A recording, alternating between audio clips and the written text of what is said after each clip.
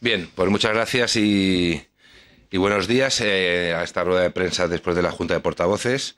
Eh, Nuevamente quiero empezar igual que el otro día, acordándome del pobre Rejón, el del pobre Rejón, que debe ser que no hace bien su trabajo y por tercera semana consecutiva la señora Mónica García comienza sus ruedas de prensa metiéndose con Feijóo, que yo no sé qué le habrá hecho el señor Feijóo a la señora García, pero que tiene algún tipo de obsesión. En cualquier caso, yo me alegro por la señora García. Esta es una semana inhábil, mañana no hay pleno, por lo tanto es una semana, un jueves en el que ya poder sonreír y estar contenta de no recibir las oportunas respuestas de la Presidenta. Por lo tanto, me alegro por ella. Bien, en cuanto a actividad parlamentaria, aunque podremos hablar de esto también la semana que viene, sí me gustaría compartir con ustedes las iniciativas que desde el Grupo Parlamentario Popular hemos activado para la semana que viene, que en este caso van a ser tres. En primer lugar, hemos activado el dictamen de la Comisión sobre la proposición de ley 5/21, que es la que tiene que ver con instar a las Cortes Generales para que se modifique la ley de subvenciones y se ponga fin a las subvenciones a entidades que fomentan el antisemitismo. Como saben, es una iniciativa que parte de la Asamblea de Madrid dentro de nuestra competencia de poder instar a las Cortes Generales a modificar leyes de competencia nacional, y eso es lo que hacemos, y el debate final en pleno pues pretendemos que tenga lugar el próximo jueves, día 7. Igualmente vamos a activar la proposición no de ley que tiene que ver con medidas relacionadas con paliar los efectos de la crisis energética en el transporte público madrileño. Como saben ustedes, se viene hablando mucho de eso al respecto, y es el impacto no solo en sectores del transporte, sino también en los medios de transporte públicos, como puede ser el autobús o puede ser el metro, y de los importantes incrementos en los costes que ha tenido la subida del precio de la luz. Y finalmente vamos a activar, una vez que ayer fue calificada por la mesa y ha tenido hoy el parecer favorable de la Junta de Portavoces, vamos a activar también para la semana que viene el debate para la aprobación de la Comisión de Estudio sobre bandas juveniles violentas en la Comunidad de Madrid. Toda la izquierda se ha posicionado en contra y me sorprende. Yo, cuando planteamos esta iniciativa, confiaba en que iba a ser una propuesta apoyada por unanimidad. No solo porque entendíamos que el objeto era un objeto fuera de lo que suele ser las refriegas partidistas, porque al final es un tema que nos preocupa a todos, sino porque además existen, no precedentes, pero sí declaraciones y manifestaciones de todos los grupos mostrando su preocupación al respecto. O sea, ya no hablo de que incluso partidos como Más Madrid, Partido Socialista, Podemos, han traído a este pleno iniciativas, a esta asamblea, iniciativas que tienen que ver con la situación de las bandas juveniles violentas, o han traído a entidades que han comparecido aquí para hablar de su experiencia al respecto. Por lo tanto, si se puede hablar de eso en la Asamblea de Madrid, entiendo que no pasa nada por crear una comisión al respecto, ¿no? Y sobre todo porque, haciendo caso a sus propias declaraciones, cuando este fenómeno cogió actualidad allá por el mes de febrero, vimos como el señor Lobato decía que había margen de mejora. Para eso proponemos una comisión. Vimos cómo la señora Carolina Alonso de Podemos dijo que pedía mayor coordinación entre las administraciones y que hay que ir a la causa y a raíz de este problema. Ese es el objeto de la comisión, analizar las raíces de este fenómeno que tiene muchas derivadas. O la propia Mónica García, que decía que había que atajar este tipo de violencias y que había que efectivamente atajarlo desde las raíces más profundas. Entonces, evidentemente, viendo lo que han dicho estos grupos parlamentarios, entendíamos que iba a tener esa unanimidad. Afortunadamente, no son mayoría en esta Cámara a la izquierda para frenar las iniciativas que propone el Grupo Parlamentario Popular, y esta iniciativa saldrá adelante, y confiemos en que la Cámara la próxima semana la adopte, ¿no? Y podamos trabajar de una manera sosegada y pausada en un fenómeno que de verdad preocupa ya no solo a los partidos políticos, aunque voten en contra, sino a miles y miles de familias madrileñas. Igualmente también me gustaría, hoy que he comenzado un nuevo viaje de la Presidenta a Bruselas, poder valorar este viaje en el que se va a reunir con la Presidenta del Parlamento Europeo y con 3 comisarios para hablar de otras cuestiones, como puede ser del plan de maternidad, de la política de bajada fiscal en la Comunidad de Madrid, o de la defensa del español, ¿no? Yo creo que es evidente, de un tiempo a esta parte, cómo el interés internacional por la Comunidad de Madrid ha ido en aumento, ¿no? Y especialmente también del interés de las instituciones europeas y de los países de nuestro entorno, ¿no? Y cuando hablamos de la Unión Europea nos referimos a esto, a la Presidenta del Parlamento Europeo o a comisarios europeos, ¿no? Que reflejan, de alguna manera, que representan a la propia Comisión Europea. Hay algunos que, por el hecho de que una fiscal designada por el Gobierno de España para pertenecer a la Fiscalía Europea, consideran que eso es Europa, ¿no? Europa es otra cosa, ¿no? o Europa es más cosas, ¿no? Y en este caso yo creo que es importante poner en valor cómo Madrid en los últimos años se ha convertido en un referente no solo de prosperidad y de solidaridad en el conjunto de nuestro país, sino de políticas que generan bienestar, crecimiento económico y empleo, y esas son las políticas que de alguna manera están siendo atendidas por otros países europeos, como estamos viendo precisamente en este momento de crisis, que mientras la mayor parte de los países bajan impuestos, reducen la fiscalidad a transportistas, comerciantes y el conjunto de los ciudadanos, aquí en España tenemos un gobierno a nivel nacional que hace cualquier cosa con tal de no bajar los impuestos a los españoles, ¿no? Y sin más, pues quedo a su disposición por si tienen algún tipo de pregunta. Muchas gracias. Sí, buenos días. Quería preguntarle por la reducción de diputados. Ya está calificada, ya se va a ver previsiblemente a finales del mes de abril esta reducción. Vox tendía la mano al Grupo Parlamentario Socialista para negociar, aunque el PSOE dice que si se negocia una reforma de estatuto tiene que ser mucho más amplia. Quería conocer su posición, si es intermedia en este caso. Y también quería conocer su posición sobre el tema que ha planteado el Partido Socialista, estas propuestas que dice ha trasladado ya a la presidenta de la comunidad para ayudar a los madrileños también a superar la crisis. Bien. Empezando por la primera, como saben, esa propuesta de reforma del Estatuto para reducir el número de diputados es un acuerdo del Partido Popular con Vox que como bien decían ustedes, pues confiamos en que a finales de mes pueda tramitarse y debatirse en esta Cámara.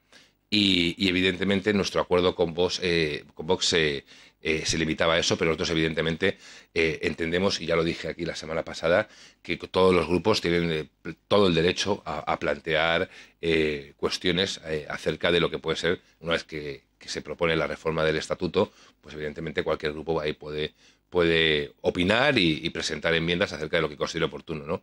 Yo creo que es un debate muy complicado, ya lo advertí la semana pasada, y que en este caso lo que no me gustaría es que la izquierda aprovechara esto pues para de alguna manera redactar una nueva constitución para la Comunidad de Madrid. No se trata de eso. Podemos hacer mejoras y reformas que tienen que ver con la calidad de nuestro sistema político, de nuestra democracia, y que sean entendidas por los ciudadanos, como puede ser esta reducción de diputados, pero ir más allá me parece muy apresurado, ¿no? Y más cuando además el propio Partido Socialista acaba de activar para la semana que viene una proposición de ley para reformar el reglamento de la Asamblea. Y es algo que me parece totalmente inaudito, ¿no? Aquí ha habido reformas del reglamento, varias, pero todas en el seno de un grupo de trabajo y apoyadas por amplias mayorías, por no decir por unanimidad, ¿no? Pero si el Partido Socialista ha decidido unilateralmente cambiar esa práctica en esta Cámara y tratar de sacar adelante propuestas de reforma parciales del reglamento solo porque no está de acuerdo con cuál es el resultado de lo que ellos mismos han votado, porque no olvidemos una cosa, lo que están buscando el Partido Socialista es reformar un artículo que nunca han querido tocar, como es el de la lectura única. Debe ser que ahora el resultado de la aplicación de ese artículo no les gusta, entonces no creo que ese sea motivo para ello. En cualquier caso, como digo, y volviendo al tema de la reforma del Estatuto, yo creo que la reforma del Estatuto es un tema muy serio. No es la primera vez que se abre esta reforma, quiero recordarlo, porque aquí veo a una izquierda que nos da lecciones de democracia y de muchas cosas, pero lo primero que debería hacer es estudiarse un poquito los papeles. El Estatuto de Autonomía ha recibido, quiero recordar, 4 reformas, ha sufrido. Un estatuto que es del año 83. Tuvo una primera reforma en el año 94 para cuestiones que tenían que ver con la adaptación del marco competencial. Tuvo una reforma en el 98, el Estatuto de Autonomía, que afectó a más de 50 de los 60 y pico artículos que tiene el Estatuto. O sea, no fue una reforma puntual, fue una reforma profunda. Y luego hubo otras reformas en el 2002 y 2010 que tenían que ver con el sistema de financiación. Por lo tanto, el Estatuto ya no es un estatuto virgen, por decirlo de una manera, desde su momento de creación en el año 73, sino que ya ha sufrido importantes reformas y, por lo tanto, nosotros nunca nos hemos cerrado a abrirlas, pero hacerlo siempre con responsabilidad. Y en cuanto a la segunda cuestión sobre las propuestas del señor Lobato y que ha venido aquí a cantarnos las bondades del plan del señor Sánchez, yo es que al señor Lobato me queda muy poquito para verle como esos hombres anuncios que están por la calle con un cartel aquí de se vende o promocionando. Es decir, se viene aquí a promocionar las medidas de Sánchez, nos dice que es un plan fantástico, pero al mismo tiempo propone otro en Madrid para complementar el de Sánchez. Oye, si es tan bueno el de Sánchez, no hará falta complementos, ¿no? Digo yo. Pero bueno, pero aún así nos trae una serie de propuestas. Una serie de propuestas que se basan en utilizar la mitad de esos impuestos que recauda el Estado y nos ceden a la Comunidad de Madrid sobre hidrocarburos y electricidad por valor de 160 millones de euros para una serie de medidas. Lo que no ha explicado el señor Lobato es que con esos 160 millones de euros, ni siquiera con esos 160 millones de euros, pagamos el exceso de la factura de la luz del metro de este año. Que hemos pasado de pagar 60 a 260 millones de euros. Es decir, lo que había presupuestado para la factura de la luz de metro en todo el año 2022, nos lo hemos comido en el primer trimestre. Y por lo tanto, ese dinero que pretende utilizar el señor Lobato, que, como digo, no da ni siquiera para pagar la factura de la luz de metro por el exceso de la factura de la luz. Pero en cualquier caso son medidas y parches para evitar lo que pide todo el mundo, que es bajar los impuestos. Bajar el impuesto de hidrocarburos, bajar los impuestos de la luz, del gas, del gasóleo. Lo que se está haciendo en toda Europa es lo que pedimos aquí. En cualquier caso, como nosotros hemos activado para la semana que viene, ya digo, una proposición no de ley que se le pide al Gobierno de España un plan de choque, que no solo pedimos en Madrid, que se está pidiendo en numerosas regiones y capitales de España, para apoyar al transporte público y de alguna manera mitigar el impacto que esta subida de los costes de la electricidad está teniendo en los costes de los servicios públicos, que como recuerdo y recordaba el propio consejero la semana pasada, en Madrid todos los costes que ha sufrido, los incrementos de costes que ha sufrido el transporte público en Madrid no se han visto incrementados nunca en la tarifa, puesto que llevan los precios congelados desde el año 2014. Y básicamente eso es lo que tenía que decir. Muchas gracias. Sí. Buenos días, señor Serrano. Quería preguntarle, dado que usted presentó ayer la ampliación de la denuncia que ya interpuso, el escrito que ya elevó la Fiscalía General del Estado, ya tenemos decisión por parte de la Fiscalía, después de ese Consejo Fiscal de ayer por la tarde, por la cual la Fiscalía Anticorrupción va a seguir sus investigaciones en los términos que estime oportunos, sin detrimento de que la Fiscalía Europea pueda hacer sus investigaciones, pero no va a haber una inhibición por parte de la Fiscalía Anticorrupción española a través a la Fiscalía Europea. ¿Cómo valora este hecho? Y también las palabras que hemos escuchado aquí en esta sala de prensa, diciendo desde la oposición que si dos fiscalías están, digamos que, compitiendo o luchando por ver y analizar esos contratos, es que ven indicios claros de delito en ese contrato de Priviet Sportif. ¿Cómo valora esta decisión? ¿Cree que hay motivos por los que puedan temer algo? ¿Creen que hay alguna estrategia detrás? Muchas gracias. Bueno, a mí me parecen pocas dos. Yo creo que falta el Tribunal de la Haya, Cruz Roja Internacional, el Tribunal de Derechos Humanos de Estrasburgo, es decir, que venga más gente en todos aquellos sitios donde haya algunos cargos puestos por el gobierno del Partido Socialista, querrán su minuto de protagonismo en esta cacería contra Ayuso. Yo estoy convencido que hay personas puestas por la izquierda en algunos otros tipos de organismos que querrán también participar de este aquelarre al que ya nos viene sometiendo la presidenta desde hace mucho tiempo. En cualquier caso, mire, sobre este tema de la Fiscalía, lo que está claro, que ya lo dijo la propia Fiscalía Anticorrupción, es que no veía indicios de malversación. Bien, y aún así, pues iba a abrir las diligencias que nosotros respetamos, siendo conscientes de que sabemos, como bien dijo Pedro Sánchez, que la Fiscalía depende de quien depende, ¿no? Evidentemente, también supimos en el día de ayer, y es importante recordar, que hubo prácticamente la mitad de la Junta de Fiscales, 6, ¿vale?, que le pidieron a la Fiscal General del Estado que se inhibiera. Porque parece muy poco ético o estético, ¿vale?, que una fiscal general nombrada por el Partido Socialista, que ha sido inmediatamente antes exministra con el propio Partido Socialista, tome partido u opinión en un caso en el que de una denuncia propulsada por su partido contra el nuestro, o contra la presidenta de la Comunidad de Madrid, que pertenece al Partido Popular, ¿no? En cualquier caso, yo creo que es importante recordar que de lo que estamos hablando aquí es que la Fiscalía no es que vea nada. La Fiscalía no actúa de oficio. La Fiscalía actúa porque la izquierda ha ido a la Fiscalía y ha presentado una denuncia, y la Fiscalía está efectivamente actuando, ¿no? Y por lo tanto, y lo mismo creemos que ha ocurrido con la Fiscalía Europea, o con esta fiscal, porque nosotros a día de hoy desconocemos si la señora Concha Sabadell lo hace a motu propio o porque lo ha denunciado alguien. No sabemos si lo ha denunciado alguien a esta fiscal europea. Y si es alguien, si también ha sido el Partido Socialista o Más Madrid o Podemos quien lo ha llevado a la señora Concha Sabadell. En cualquier caso, como digo, hay cosas que de verdad sorprenden, ¿no? Y que tengamos un órgano, que es la Fiscalía Europea, en el que por parte del Gobierno de España hace un año se designa como representante española en esa Fiscalía a una mujer, a Concha Sabadell, Concepción Sabadell, Concha como la llaman sus amigos, que estuvo involucrada en el famoso caso de Garzón cuando fue inhabilitada por unas escuchas ilegales, y que ella no fue imputada porque ella, una fiscal, en ese caso emitía informes. Ahora aquí Estamos hablando de resoluciones, eso puede tener otras consecuencias. Y por lo tanto, lo que estamos asistiendo, sin ningún lugar a dudas, es de un intento por parte de la izquierda de estirar un chicle. Y como ven que la Fiscalía Anticorrupción no ve indicios de delito, lo que busca es otras alternativas para mantener la misma pena de telediario. Por ejemplo, la misma pena de telediario que sufrió Francisco Camps por el famoso caso de los trajes, con 160 portadas de un determinado periódico nacional, caso, por cierto, que también fue instruido por la misma fiscal, que ahora mismo va contra la presidenta Isabel Díaz Ayuso.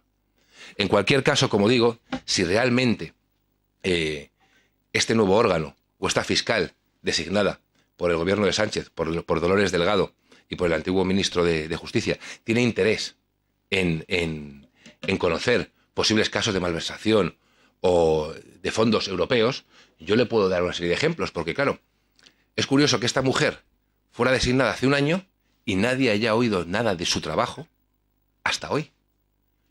¿A qué se ha dedicado durante todo este tiempo? ¿O es que acaso se estaba preparando para esto? ¿O es que acaso ha sido designada para esto? En cualquier caso, como existen otros casos que sí afectan a fondos europeos, yo me permito invitarle a la señora Concepción Sabadell a que también se interese por ellos. Por ejemplo, que el gobierno se vaya a gastar 100 millones de los fondos europeos en reformar las sedes de los sindicatos que hoy más se mantienen en silencio ante las injusticias y ante la subida de los costes de la luz. Por ejemplo, que el gobierno se gastó 335.000 euros de los fondos europeos en mejorar el palacete de verano del presidente del gobierno. Por ejemplo, que el gobierno de España distribuya los millones de euros de fondos europeos para el turismo, sobre todo a comunidades gobernadas por el Partido Socialista. Por ejemplo, que el señor Iceta se gaste 1,7 millones de los fondos europeos en promover la biodiversidad. O, por ejemplo, que el gobierno de España reparta 1 millón de los fondos europeos, 1 millón a repartir entre autores para que viajen a ver si se inspiran. O, por ejemplo, un caso que ya está en la justicia en Almería, que se está investigando a un actual diputado del Partido Socialista cuando fue cargo de la Junta por desviar 40 millones de fondos europeos, 40 millones de euros que iban destinados a hacer una residencia de mayores y de Alzheimer, y contra el Alzheimer. Estos casos que están gestionados y que se gestionan con fondos europeos, parece que a la señora Sabadell no le interesan. Podríamos seguir, podríamos hablar de los 52 millones de euros destinados a rescatar una línea aérea venezolana, o el caso Delphi, o los casos que nosotros hemos llevado a la propia Fiscalía, que no sabemos, hemos preguntado si tienen que ver con fondos europeos, esos 3 millones de euros que se pagaron por adelantado a una empresa de yesos para comprar respiradores que nunca llegaron, ¿se pagaron con fondos europeos? Porque lo que sí llegaron fueron las mascarillas que compró el gobierno de la Comunidad de Madrid. Llegaron y se pagaron a precio de mercado y está totalmente fiscalizado y no hay contrato de emergencia en España durante COVID más fiscalizado que este. Por lo tanto, yo creo que aquí lo que hay es evidente, es una manera de tratar de estirar el chicle y evidentemente nosotros lo que haremos será esperar a ver cómo se desarrollan los acontecimientos. En cualquier caso, es evidente que la izquierda en la Asamblea de Madrid ha puesto todo su crédito político, absolutamente todo su crédito político, a esta nueva cacería contra la presidenta Isabel Díaz Ayuso. Hoy lo han dicho cada uno de ellos y evidentemente van a ser rehenes de sus propias palabras, sus propias difamaciones y sus propios insultos. Y más pronto que tarde tendrán que pagar por ello y responder por sus mentiras e insidias. No, va a levantar la mano. Bien. Pepe. Sí, hola, ¿qué tal? Le quería preguntar, el portavoz adjunto de Vox, refiriéndose al viaje de la señora Ayuso a Bruselas, lo ha calificado de innecesario. A su juicio son competencias del Gobierno de la Nación. Quería tener una respuesta suya a esta precisión. A ver, yo sé que Vox, de señor Íñigo Enrique de Luna lo desconocía. Yo sé que Vox es muy escéptico con la política comunitaria europea. Al señor Enrique de Luna hasta hace unos años no le parecía tan mal. Pero bueno, en cualquier caso, nosotros somos profundamente europeístas. Y desde la máxima lealtad a nuestro país y a nuestro gobierno, que efectivamente es quien debe liderar la política exterior, es evidente que la Unión Europea se ha construido desde los Estados-nación y también con un profundo respeto a las regiones y a los municipios europeos. Y desde ese punto de vista se han arbitrado siempre canales de participación y, de hecho, hay políticas que van precisamente destinadas a la cohesión territorial y a la mejora de la calidad de vida y de bienestar de las regiones europeas, ¿no? En ese sentido, yo creo que Madrid, como una de las principales regiones de Europa, tiene la posibilidad de acudir a las instituciones europeas, tener encuentros con comisarios y con las instituciones europeas para explicar el modelo de éxito de la Comunidad de Madrid y al mismo tiempo reivindicar pues posibles ayudas o políticas que tengan que ver con la mejora de nuestra región. Es decir, estamos hablando de que al final la Unión Europea también decide no solo en qué país orienta una serie de ayudas o una serie de proyectos, sino dentro de ese país qué regiones pueden albergarlos. Proyectos de tecnología, de desarrollo industrial. Al final son muchas las cuestiones que se fraguan también en el ámbito europeo. Y es importante que estemos ahí. No lo estamos, como puede ser Cataluña, con grandes embajadas, con 200 personas. Tenemos una pequeña oficina y por eso muchas veces es importante también tener una presencia más o menos continuada en las instituciones europeas, que en este caso hace la presidenta en el día de hoy, como ha hecho no hace mucho, pero que existe constantemente a través de los organismos competentes en el ámbito de la Comunidad de Madrid. Sí. Sí. El viernes le preguntaron a la presidenta Isabel Díaz Ayuso sobre lo que creíamos que era un desliz, esa coalición con Vox, y dijo que ella lo que había querido decir no era un desliz, sino una declaración de intenciones. Y dijo que quería coaligarse con él. Le quiero preguntar por los términos de esa coalición. Gracias. Esa segunda parte no la escuché yo, sí que escuché lo primero, pero en cualquier caso, mire, o sea, tenemos un gobierno de España que está coaligado con todo lo que tiene a su izquierda, con un partido que venía a reventar el sistema del 78, que pretende acabar con la monarquía parlamentaria y que vive y aguanta en el poder y aprueba presupuestos gracias a golpistas, a independentistas y a los herederos de ETA, que siguen sin de alguna manera pedir perdón por los crímenes, incluso por los 300 crímenes que quedan sin esclarecer. Por lo tanto, nosotros siempre lo hemos dicho, no tenemos ningún problema, y a nosotros, desde el punto de vista de que nosotros siempre estamos dispuestos a hablar con todo el mundo, hay cuestiones de principios, de valores que nos unen con un partido como es Vox, y desde luego que mientras sigamos en esa línea en beneficio de los madrileños, pues podemos encontrarnos juntos. Ahora, repito, es decir, que desde luego que no nos va a dar lecciones sobre con quién pactar o no pactar un partido que, como digo, pacta con lo peor que existe en estos momentos en la política española. Gracias.